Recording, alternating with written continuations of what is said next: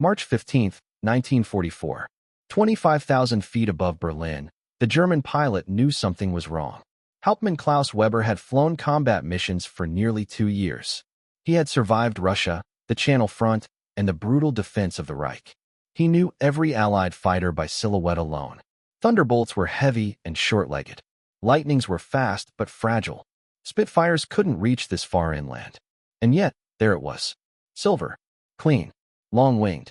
A bubble canopy catching the morning sun. A P-51 Mustang. Weber stared in disbelief as the American fighter closed on his Messerschmitt 109. According to every briefing, every intelligence report, this simply should not be possible. No escort fighter had the range to reach Berlin and still fight. The bombers, yes, but not fighters. Yet the Mustang was not only here. It was gaining. Weber shoved the throttle forward and pushed into a dive, the Daimler-Benz engine screaming as he aimed for the cloud deck below. For 100 miles per hour. The maneuver had saved him countless times. Lose the escort in the dive. Circle back. Kill bombers. He glanced over his shoulder. The Mustang was still there. Not struggling. Not lagging. Closing. Lieutenant James Harrison, Kansas farm boy turned fighter pilot, sat steady in the Mustang's cockpit, hands light on the stick. 6 months earlier, he'd been buzzing wheat fields in a borrowed Stearman. Now he was hunting over the heart of Germany. Behind the firewall, the Packard-built Rolls-Royce Merlin purred. At altitude, its 2-stage supercharger gave it more power than it had at sea level. Where German engines gasped for oxygen, the Merlin thrived. The clouds rushed up. Weber pulled out hard at 8,000 feet, wings groaning, vision graying. He banked sharply left, then right, using every trick he knew. Sun, cloud, overshoot. When he looked back again, the Mustang was 200 yards behind him. Harrison still hadn't fired. He was waiting. Weber felt sweat run down his spine despite the freezing air. His fuel gauge dipped toward a quarter tank. He'd been at full power too long.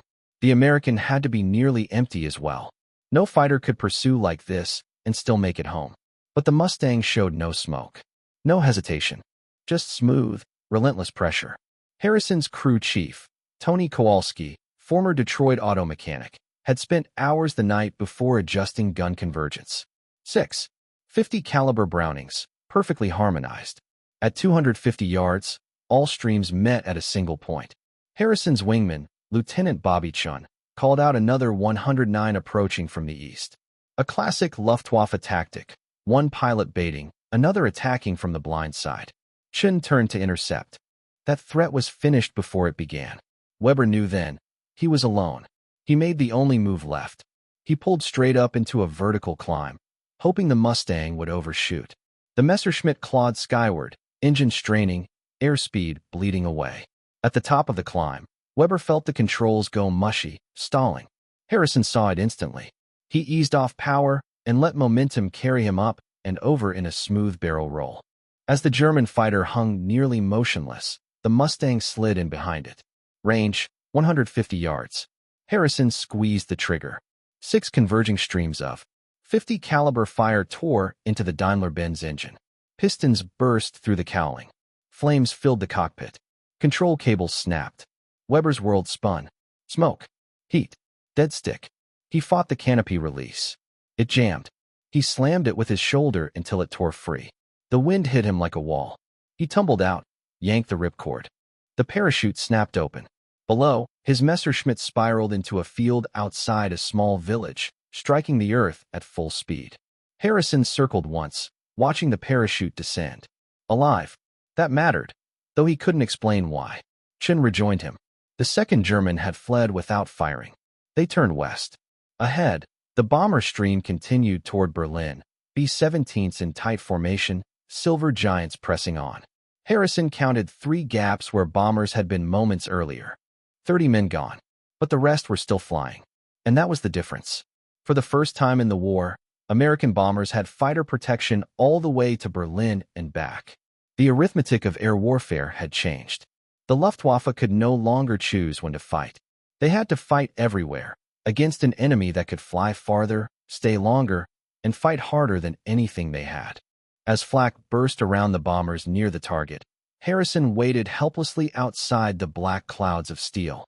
Fighters could do nothing here. Only endure. When the bombs fell and the formation turned for home, exhaustion set in. For hours airborne. Muscles burning. Eyes strained. Chin slid closer, taking lead. Wingmen watched each other when fatigue crept in. That was the rule. They crossed the Dutch coast as the sun dipped low. The Channel ahead. England beyond.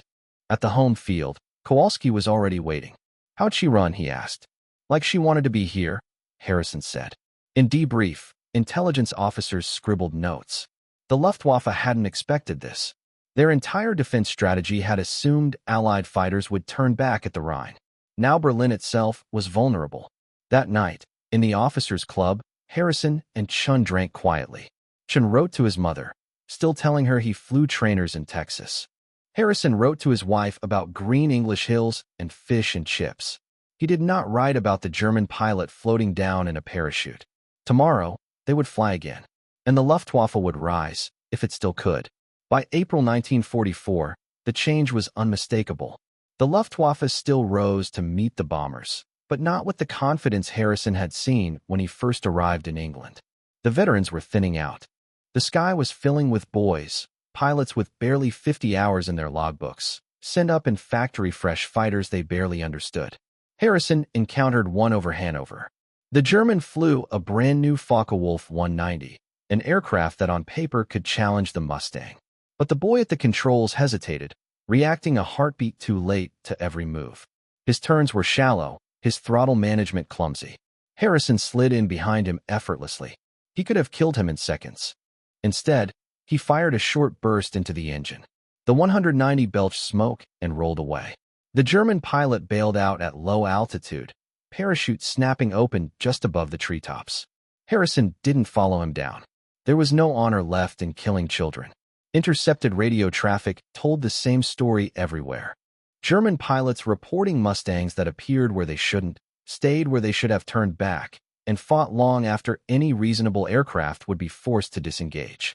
Some Luftwaffe pilots began refusing combat altogether.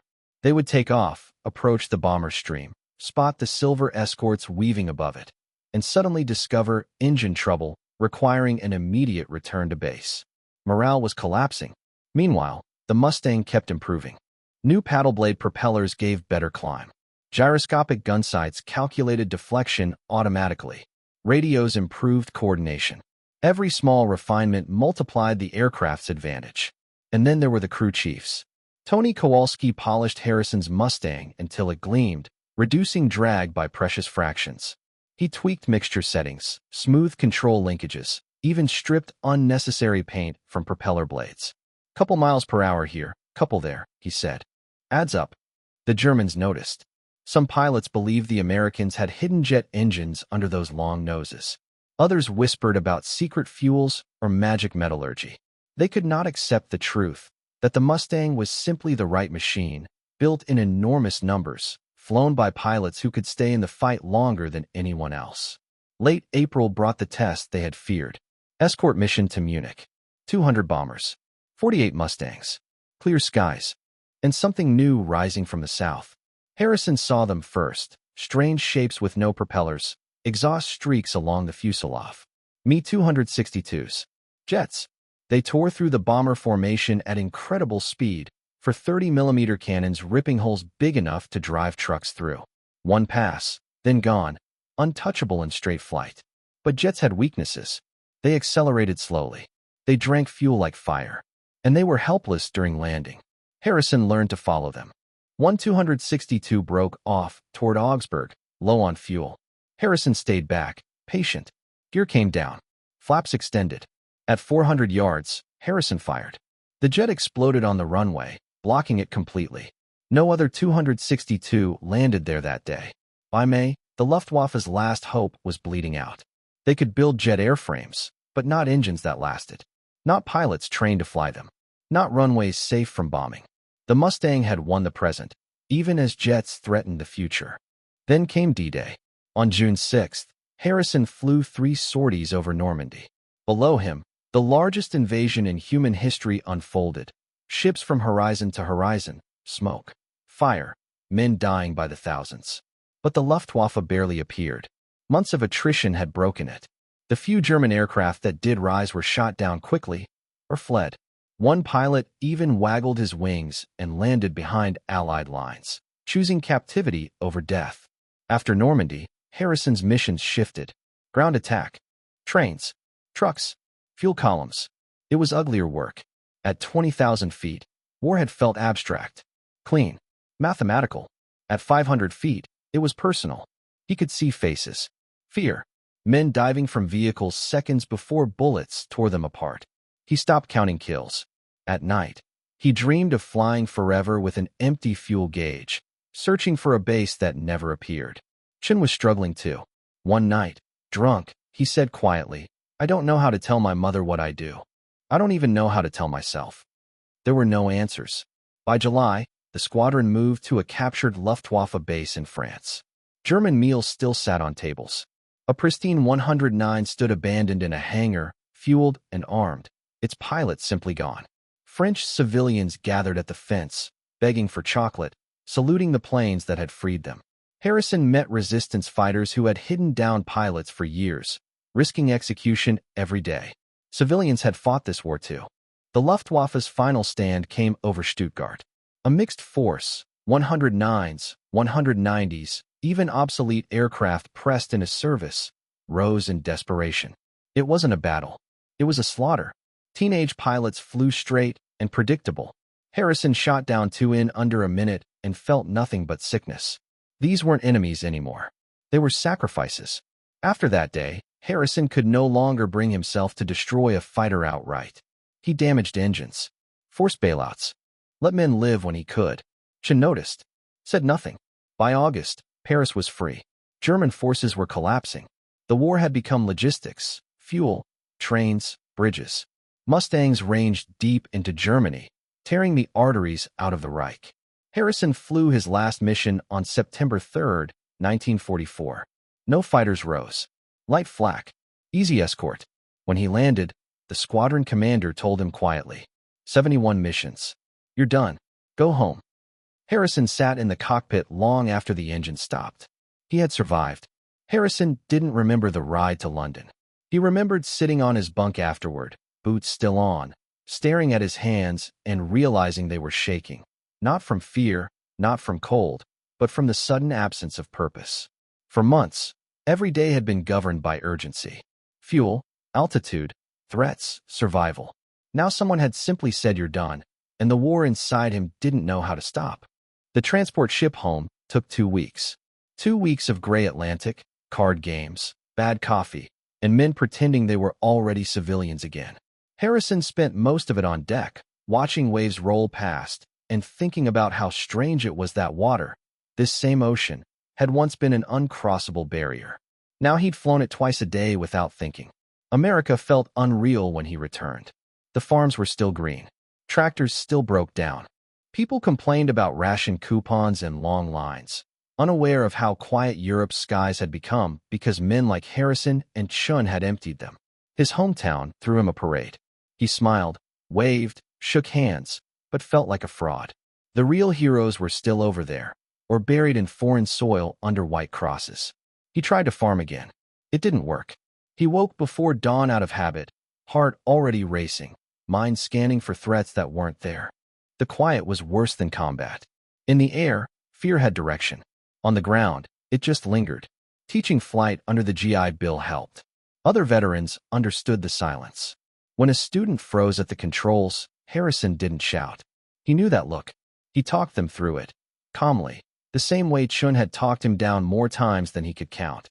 When Germany surrendered in May 1945, Harrison felt nothing. The war had ended for him months earlier. Chun wrote from the Pacific. The tone of his letters was darker.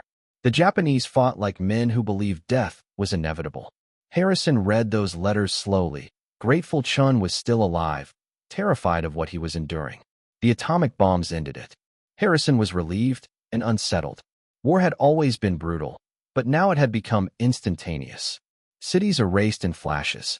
The Mustang, the machine that had changed everything, was already becoming obsolete. Jets were the future. Harrison stayed in touch with a few men. Chun became an airline pilot. Kowalski opened a garage in Detroit.